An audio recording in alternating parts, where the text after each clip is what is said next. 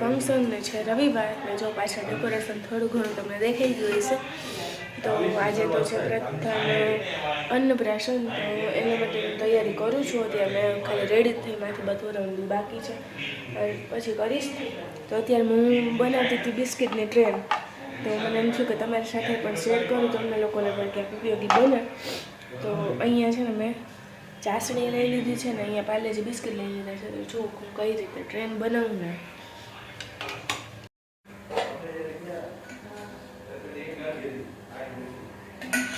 જો પહેલાં આવી રીતના ડબલ બિસ્કિટ ચોટાડી દેવાના અને પછી આગળ થશે.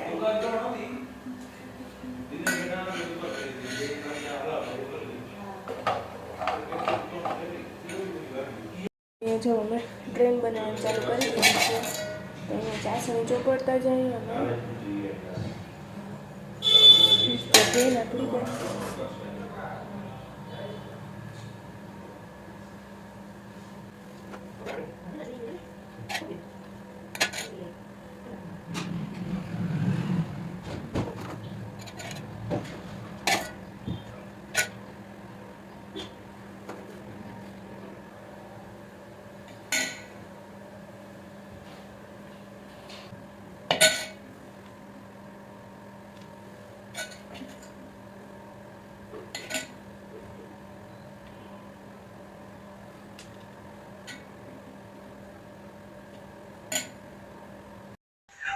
Hello guys, good morning. केम छो बधाई? मजामां? वागी गया छे 11:15 અને બધા જો રેડી હું જ તો મસ્ત એકદમ નવા કપડાં પહેરીને એકદમ મસ્ત રેડી થઈ ગયો છું. અને આ તો મને એવું લાગે તો વધારે જ આમ સારું લાગે, હેન્ડસમ લાગુ નહીં? હા. તો બસ જો હવે મારે ઉપવેશન સંસ્કારની તૈયારી ચાલી છે. મારે બેન ઉઠી ગયા છે અને બેનને તૈયાર કરી દીધા છે. હું તમને બતાવું અમારા બેન કેવા તૈયાર થઈ ગયા. મારા બેન તૈયાર થઈ ગયા છો. કે થઈ ગઈ મસ્ત મસ્ત ચકલી તૈયાર થઈ ગઈ ને સેલની છો. પ્રથુ પ્રથા ચકલી આ ચકલી વાવા થઈ ગઈ. ચકલી હા વાવા થઈ ગઈ હોય ને પ્રથા. મસ્ત મસ્ત કપડાં પહેરીને વાવા થઈ ગઈ. હા ચોકલી. બસ જો અમારે તો પ્રથા રીતે તૈયાર થઈ ગઈ છે. બસ હવે અમારે તૈયારી છે. તો એમાં હમણાં થઈ જશે અમારે વૈશાખ સંસ્કાર. સારું ચાલો, તમને અપડેટ ધીમે ધીમે દેતા રહેજો. પ્રથાબેન દેખાય બધું જોવે આજુબાજુ નવું પડ્યું હોય ને દેખાય. ગુજરાતીમાં કહેવત છે કે 5મા મહિને બેસે એ 5મા પૂછાય. 5મા મહિને ધરતી માતાની પૂજા કરી અને ધરતી પર બાળકને બેસાડવામાં આવે છે. અને ત્યારબાદ ઘરની વચ્ચે એક વાસણમાં માટી અથવા તો તમે નીચે ગાયનું છાણ પણ લીપી શકો છો. તો એ બધું લઈ અને ત્યારબાદ તેમાં મોતી, બધી જાતની ધાતુ જેમ કે સોનું, ચાંદી, તાંબુ અને લોટના રમકડા તેમજ પુષ્પો અને ત્યારબાદ દૂધ, દહીં, ઘી, માટીની ઢગલી વગેરે બધું તેમાં ગોઠવવામાં આવે છે. અને ત્યારબાદ મંત્ર દ્વારા તેમને અર્ઘ્ય આપવામાં આવે છે. ઓમ તશ્ચક્ષ દેવહિતં પુ ધરણી અશેષ ભૂતાનામ માતા ત્વમસી કામદ્યુક અજરા ચ અપ્રમેયા ચ સર્વભૂત નમસ્કૃતા ચરાચરાણા લોકાનામ પ્રતિષ્ઠા અસ્ય વ્યાસી ચ કુમારં પાહિ માતેવ બ્રહ્મા તદાનુન્યતામ. હે ધરતી માતા, તમે દરેક પ્રાણીઓને ધારણ કરનાર, ઈચ્છાઓ પરિપૂર્ણ કરનાર, વૃદ્ધાવસ્થા રહિત અને બધાથી અજ્ઞાત છો. બધા પ્રાણીઓ તમને નમસ્કાર કરે છે. તમે સચરાચર વસ્તુઓની પ્રતિષ્ઠા ધારણ કરવાવાળા છો તથા નિર્વિકાર છો. માતાની જેમ આ બાળકની પણ રક્ષા કરજો.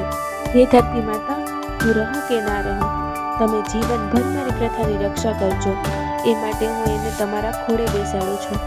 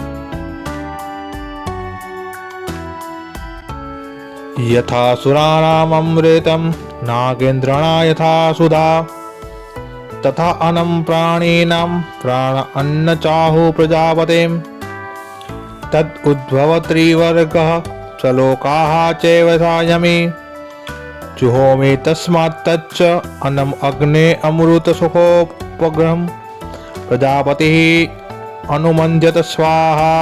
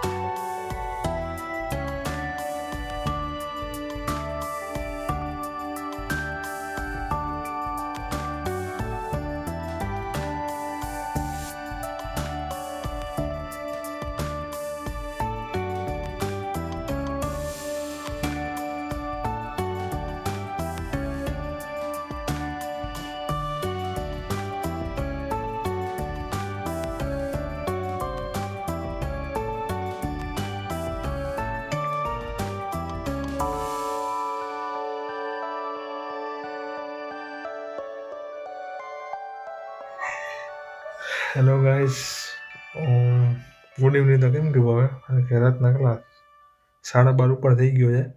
બિગ બોસ પૂરું થઈ ગયું છે ફાઇનલ, અને કરણવીર મહેરા જીતી ગયો છે, અને હું જેને સપોર્ટ કરતો હતો એ જીતી ગયો. યસ, મજા આવી ગઈ. મને ખબર પડી ગઈ હતી કે આમ કેટલા ટાઈમથી જોતા આઈડિયો તો આવી ગયો હોય કે કેને સપોર્ટ મતલબ કરવા જેવું છે, કોણ બરાબર છે. તો સારું, ચાલો હવે તો બિગ બોસ જ્યારે આવતા વર્ષે પાછું જ્યારે આવશે ત્યારે જોશું. હવે ત્યાં સુધી તો જોશું એ નવું હશે, બાકી તો છે જ પ્રથાબેન તો છે જ. તો સારું, ચાલો મળીએ, અને વિડીયોને એને કરી દઉં. તો મળીએ કાલે નવા વ્લોગ સાથે. ત્યાં સુધી જય માતાજી, હર હર મહાદેવ, જય શ્રી કૃષ્ણ બધાને, આવજો.